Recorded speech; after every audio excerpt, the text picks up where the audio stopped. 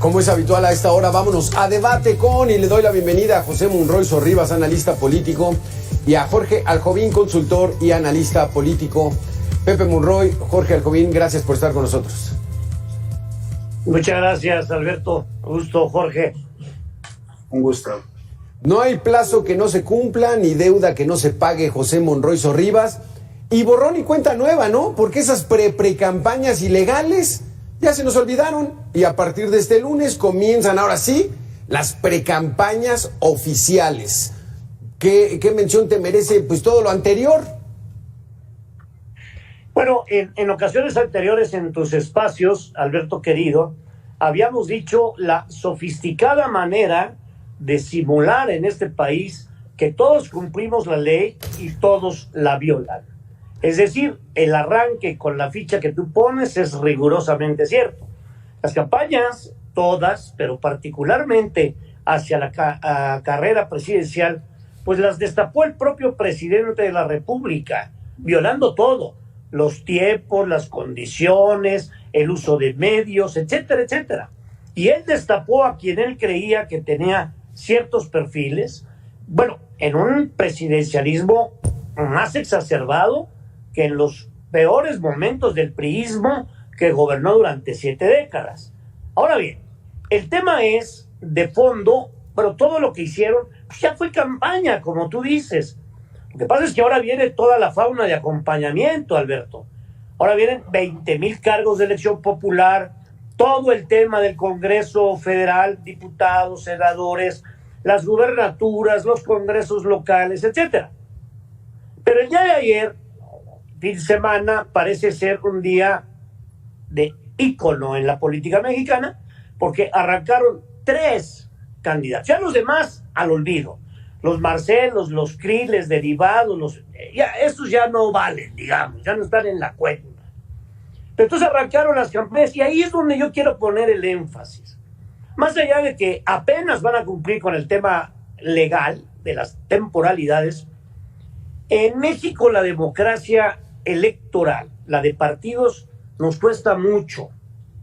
Claro, el INE es toda una estructura que hay que defender porque el INE no era Córdoba ni la actual presidenta. El INE es una estructura que ha costado mucho trabajo para que la ciudadanía, independientemente que los partidos metan la mano, pueda ser responsable de las elecciones. Entonces el INE es otra cosa. Pero finalmente 14,000 o 23,000 millones de pesos, Alberto, cualquiera de las cifras que tomáramos, es mucho dinero. ¿Y a dónde va ese dinero en las campañas? Va a los postes, a los panorámicos, a las grandes fotografías, a los utilitarios, y después viene la operación limpieza, y todo eso se va a la basura. Yo creo que es el momento de reconsiderar los costos que tienen posibilidad los candidatos de usar de dinero oficial. Claro, hay el riesgo de que debajo de la mesa pueda entrar dinero de otros lugares, Alberto, de la delincuencia organizada, de los medios fácticos de poder, etcétera. Pero mira rápidamente, Xóchitl arranca con un llamado a la unidad. No es menor el tema, ¿eh? Arranca leyendo un discurso de teleprompter, es decir, venía yo escuchando a Roy Campos que decía con mucha puntería, le quitaron la frescura a Xóchitl. Es decir, los partidos la traen atrapada. Entonces por eso llama a la unidad. Dice, les pido que no nos vayamos a fracturar, como está pasando en la ciudad con el frente a propósito del candidato al gobierno de la ciudad. Después, Claudia se dedica a ponderar que llegó la hora de las mujeres, las ingenieras, las bomberas, las toreras, las choferes, lo que quieras y antes, y el tiempo de la gobernadora de Veracruz, ojo, y el tiempo de una presidenta. Es una oda a las mujeres. Y Samuel, el Esquirol, porque así lo veo yo, pues es un muchacho que finalmente va a usar todo lo que le dio resultado en Nuevo León a través de su mujer, de las redes. Se le habla de una campaña juvenil, alegre, moderna, en donde un regio llegue a la presidencia. No va a llegar, Alberto. No le da en la musculatura, pero sí le da para dividir la opinión de lo que puede irse con Xóchitl. En conclusión, en mi primera aportación te diría, el arranque de las campañas está confirmando que somos un país de simulación, un país donde no queremos admitir el valor de nuestra propia desnudez. Y entonces, ahora a ver qué sigue. Vamos a recetarnos varios largos meses hasta que venga el proceso a la mitad del año. Y ojo, estos son nomás los presidenciales. Espérate a que veamos las gubernaturas y toda la fauna que te cuento de acompañamiento. Jorge Aljovín, dice Pepe Monroy que es una simulación lo que estamos viviendo y que quien arrancó esta parte de la simulación con esas pre-campañas fue el propio presidente al presentar a sus corcholatas, y que esto pues no se había visto ni en los peores momentos exacerbados del priismo tradicional. Efectivamente, Alberto, José, yo coincido en la parte de que nuestra legislación electoral es una simulación, está bastante anquilosada y requiere de una reforma electoral urgente que la tendremos que ver después del año 2024. Pero también habrá que decir que en los temas de los tres perfiles que tenemos es finalmente lo que hemos tenido es, por un lado, es con Claudia Sheinbaum, la continuidad, por otro lado con Xóchitl Gálvez, que trata de demostrar una fuerza, una frescura, y también, como lo ha dicho en su propio discurso, fuerza y corazón, pero me parece que con muy poco sentido analítico, simplemente está apelando a las emociones. Y por otro lado tenemos a Samuel García, que tendremos que determinar, como lo decía Pepe, si realmente será considerado por el electorado como un esquirol, esto es, para hacerle el juego al propio partido oficialista, o si será considerado por el electorado como una candidatura fresca. A diferencia de lo que he visto en los últimos días por parte de la comentocracia en este país, me parece que no habría que quitar el dedo de renglón en la candidatura de Samuel. Puede ser un todo o nada, es un kamikaze, puede prender tanto en el electorado que puede dividir el voto de la oposición, o por otro lado simplemente podría ser que la elección finalmente se divide entre dos personas y dos mujeres, que es Claudia Sheinbaum y Xóchitl Gálvez. Entonces, con el resto de los días sabremos en esta pre-campaña, que también habrá que decirle a la gente que va dirigida a la militancia de los partidos políticos, que es una nueva simulación, porque ya conocemos también quiénes son las precandidatas y el futuro precandidato de MC, y por otro lado una crítica a nuestro sistema electoral. Como lo decía Pepe, una democracia partidista que nos cuesta bastante cara, simplemente en operación ordinaria nos cuesta 6,000 millones de pesos, entre todo el financiamiento que se da a los partidos políticos, y lo que nos encontramos son precandidatas únicas, y en el caso de MC hay otra precandidata, pero con un rango muchísimo menor al que tiene Samuel García. Y por otro lado, simplemente yo culminaría este primer comentario señalando, como muy bien lo decías, Alberto, pues la precampaña y todo el proceso electoral ha estado dictado por la batuta del presidente López Obrador. Por lo tanto, también es un llamado de atención de lo que se ha venido desarrollando antes del periodo de precampañas y lo que va a venir después de las campañas. Entonces habría que preguntarnos si la continuidad y el segundo piso de la cuarta transformación será obra de su precandidata, o simplemente nuevamente López Obrador estará en la boleta electoral. Me parece que esto será lo que regirá al final de cuentas. Pepe Monroy, porque hay mucha duda entre la gente. Desde el punto de vista oficial, legal, en estas precampañas, ¿se pueden o no se pueden hacer propuestas de gobierno? A ver, mira, empato con Jorge al 100 en el comentario que ha hecho. Creo que hay que revisar de fondo nuestra legislación electoral, porque además hay que dar pasos para adelante, no pasos para atrás. Habría que ver si el número de plurinominales debe seguir siendo 200 en la Cámara de Diputados y otros y similares en la Cámara de Senadores. La Cámara de Senadores no puede tener plurinominales suplentes, que los recorras en la lista, rompe el pacto federal.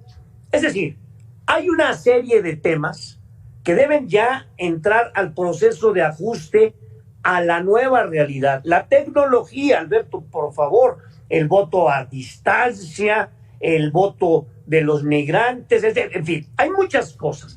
Pero particularmente en lo que tú dices, bueno, pues la ley señala con toda claridad, por eso Jorge dice, con mucho tino, que todo esto que estamos oyendo ahorita, que son por demás discursos de pacotilla, de utilería, te bajan el cielo y las estrellas, ahora son guapos, amables, gentiles, carismáticos, conocen la historia, saben de poesía, de literatura, bailan, comen tacos en el mercado, se ponen coronas, disfraces, es decir, la escenografía de la simulación, porque la verdad de las cosas, yo te diría en este sentido, número uno, a la pregunta, no es posible hacer todavía propuestas, porque, como apuntaba Jorge, esto, digamos, va hacia la militancia. La única pregunta que yo te quiero hacer es cómo distingues cuando estás oyendo en un noticiario el discurso de Sheinbaum o de Xochitl o de Samuel, y entonces, pues como yo no soy militante, me tapo una oreja, pero como sí soy militante, me tapo la otra. Esa es una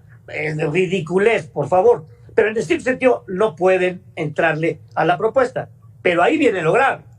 Por ejemplo, nos interesa una campaña de marketing político donde la preocupación es cómo se ve el candidato y los tenis naranjas. O sea, cuestiones que de alguna manera, Alberto, pasan a un segundo plano. A mí me interesaría saber, por ejemplo, qué va a hacer Claudia con todo este desastre que está dejando el presidente actual. ¿Qué va a hacer? ¿Qué va a hacer con la superfarmacia, con el sistema de salud, con la seguridad, con los migrantes, con el aeropuerto, con el transísmico, con la relación con Estados Unidos, con el fentanilo, con Barihuato? ¿Qué va a hacer?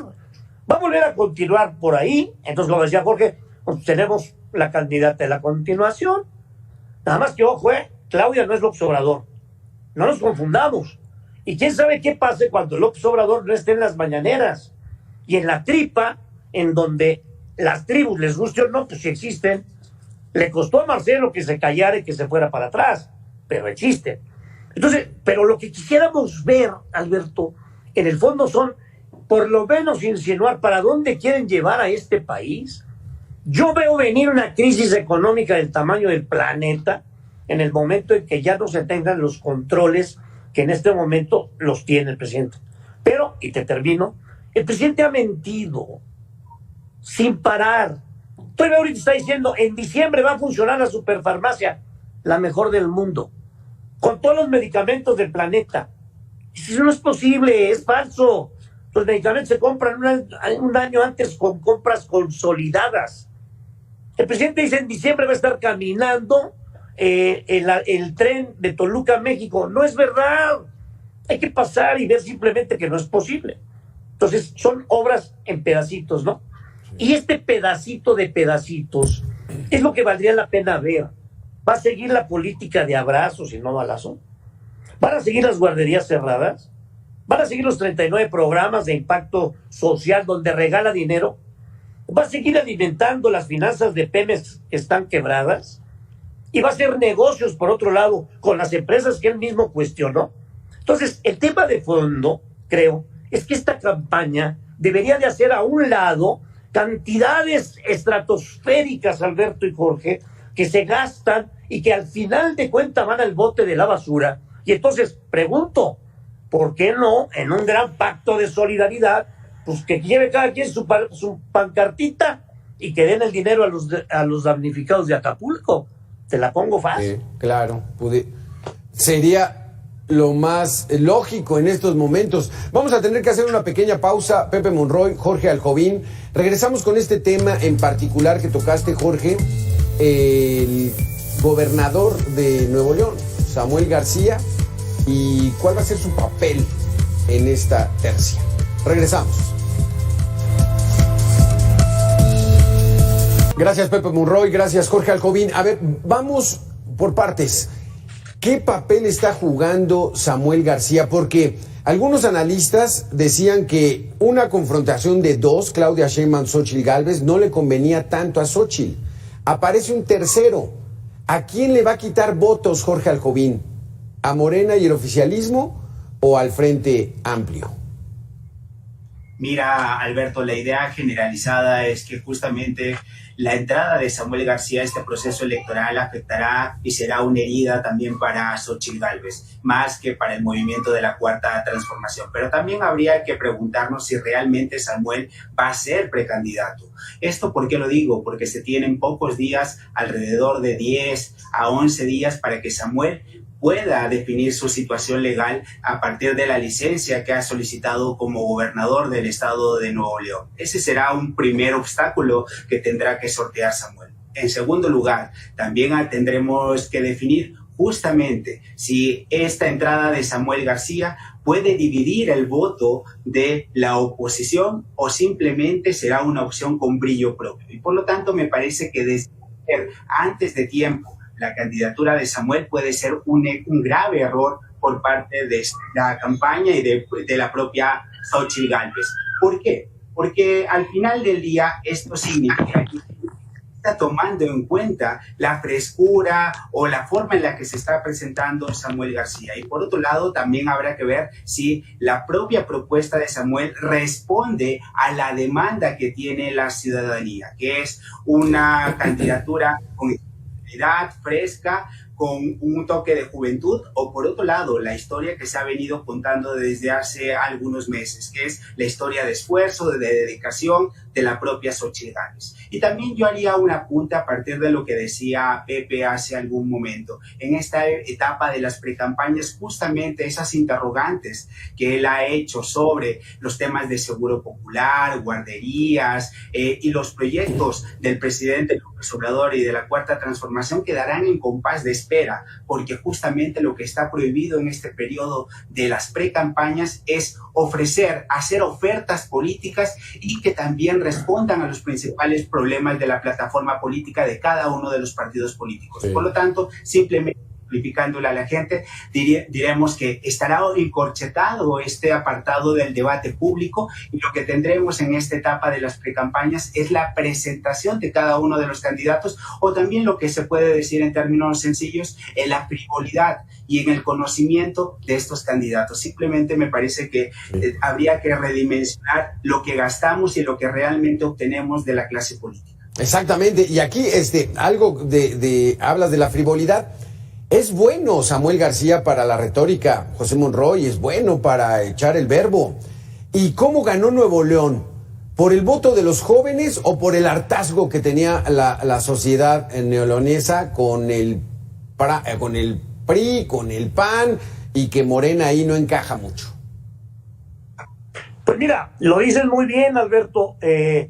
Samuel es el fenómeno clásico de un político joven que usa la tecnología para haber logrado el triunfo, y el pretexto de los tenis de su mujer, la influencer, la bebita, él, su actitud retadora, etcétera. Es decir, es un buen producto en el tema de la frivolidad de la política.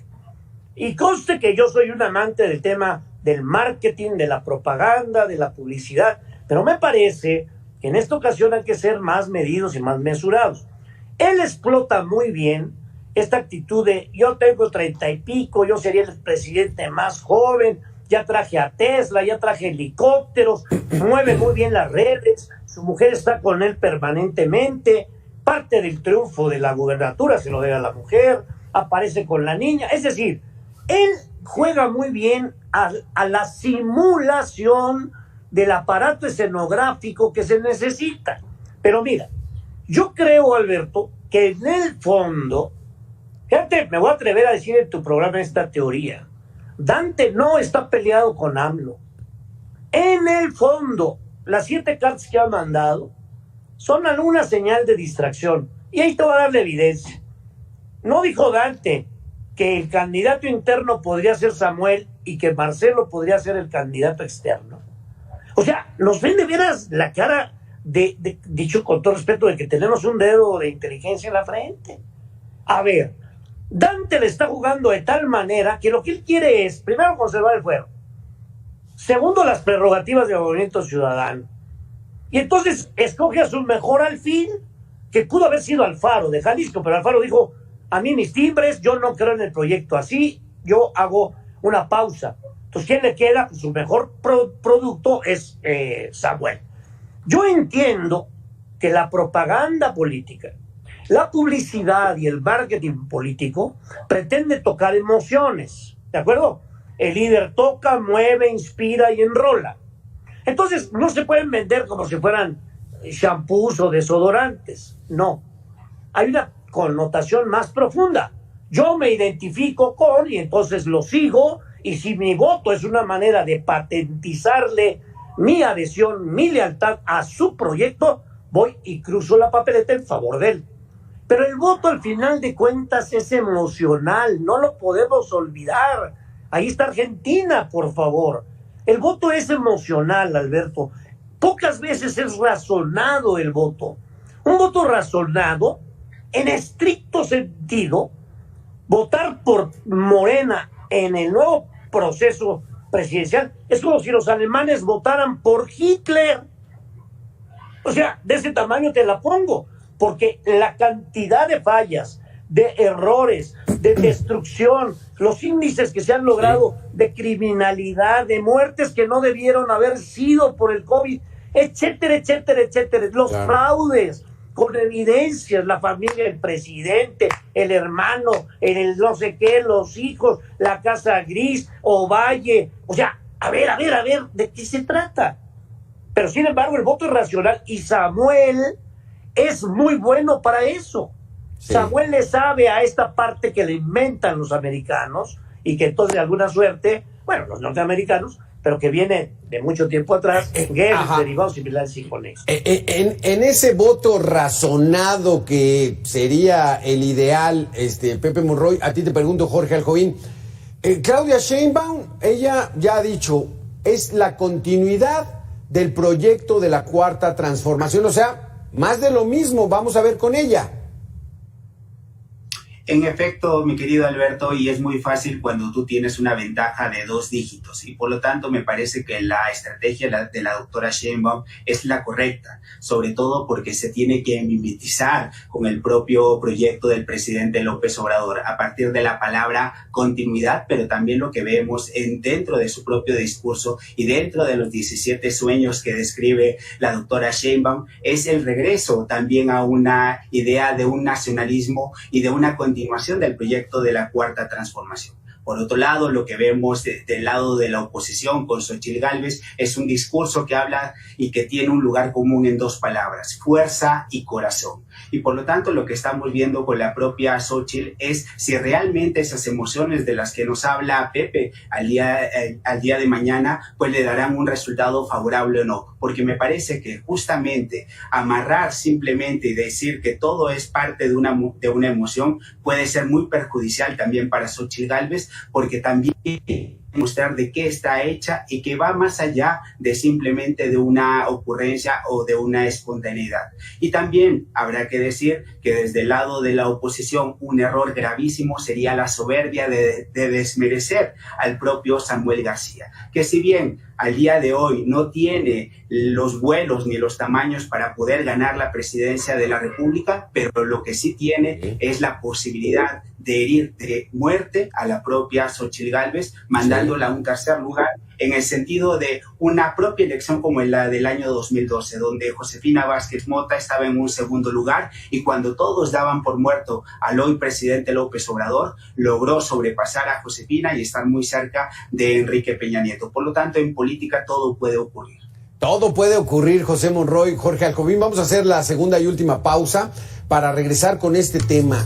Hoy, 21 de noviembre, ¿qué posibilidades hay de que la oposición verdaderamente pueda derrotar al oficialismo? Regresamos con este tema en 2 minutos.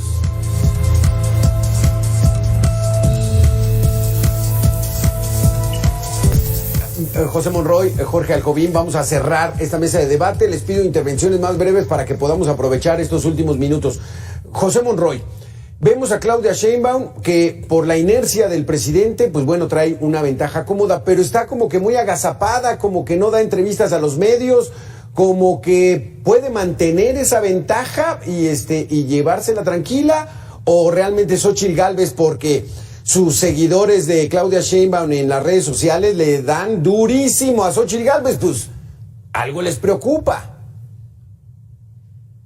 Yo creo que Claudia, como dice Jorge, pues tiene la cómoda ventaja de 2 dígitos, ¿no? De diferencia. Entonces, pues ella no se debe de exponer tanto. Al final de cuentas, el aparato completo que se mueve por inercia con el liderato de López Obrador, pues es el mejor aliado de Claudia.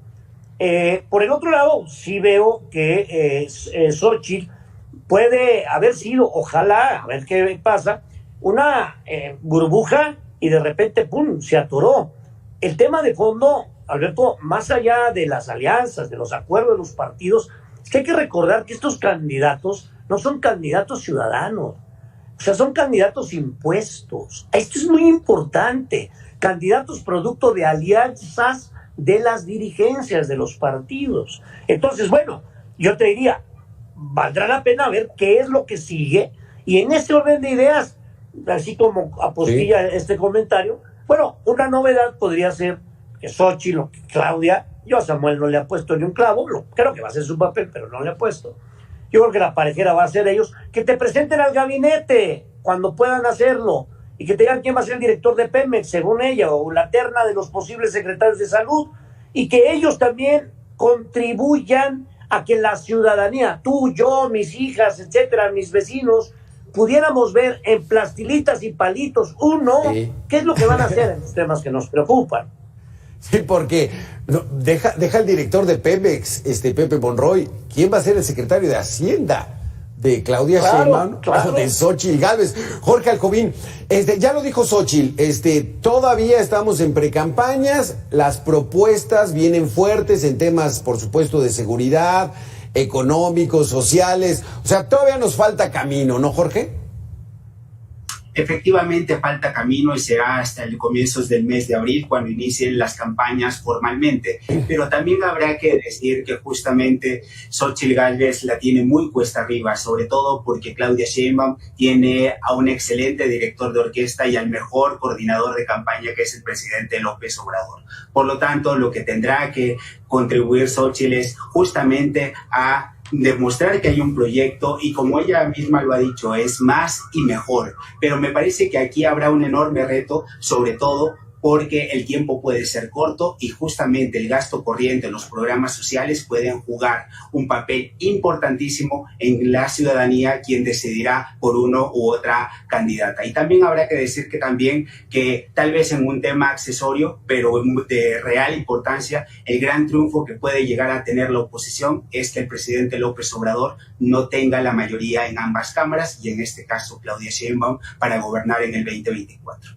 Exactamente, porque Pepe Monroy, muchos están leyendo que a lo mejor la presidencia de la República no le van a apostar tanto, sino a tener el control en el Congreso para evitar que en ese último mes el presidente haga esas reformas que tanto ha anunciado, sobre todo en el Poder Judicial.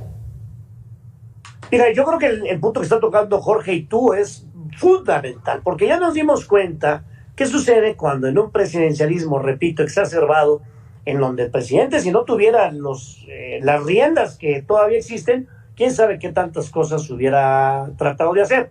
Pero bueno, el tema de fondo es, supongamos que la presidencia, de manera ya indiscutible, le queda en manos a Claudia Sheinbaum. Bueno, entonces hay 2 mecanismos para poder generar equilibrios y balanzas.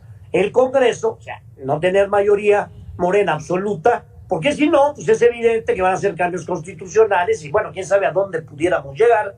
Pero también yo metería en la ecuación al sistema judicial.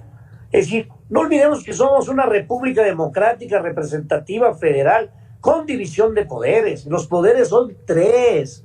El ejecutivo, que encarne el presidente, el legislativo, que es el Congreso, diputados y senadores, y el Poder Judicial, cuya cúpula, a veces nos confundimos, es el colegiado de la Suprema Corte de Justicia de la Nación. Esos equilibrios, Alberto, coincido con Jorge, sí, puede ser que direccionen la batería para que en lugar de echar toda la cargada hacia Xóchitl, que no va a dar eventualmente más, la dirijan hacia el Congreso y ahí amarrar que haya o más bien evitar que haya una mayoría absoluta de Morena. Sí. Porque si gana Claudia y gana Morena el Congreso, bueno, yo me doy en las predicciones. Jorge Alcovín, rápidamente, tiene muchos pendientes el próximo presidente o presidenta, porque económicamente viene algo fuerte. ¿Cómo lo ves? Tienes 30 segundos, Jorge. Efectivamente viene fuerte, pero lo que tenemos es que lo que hará la próxima presidenta muy probablemente es que se escude en la continuidad, en la figura del presidente López Obrador, y poco o nada importe justamente a partir de lo que decía Pepe. Lo más importante en estas elecciones son las emociones, y me parece que también en el futuro del país. Híjole, qué interesante. Estamos a mediados, pasando ya noviembre, vienen vacaciones, ahí va a haber un descanso para toda la ciudadanía. Pero el 2024 viene muy, muy caliente, y no me refiero a la sequía, que también va a pegar durísimo en el país. José Monroy, Jorge Alcovín, muchísimas gracias por haber estado con nosotros aquí en Mega Noticias. Nosotros vamos a hacer una pequeña pausa y regresamos en 2 minutos. Gracias a los dos. Muchas gracias, Alberto. Gracias, Jorge.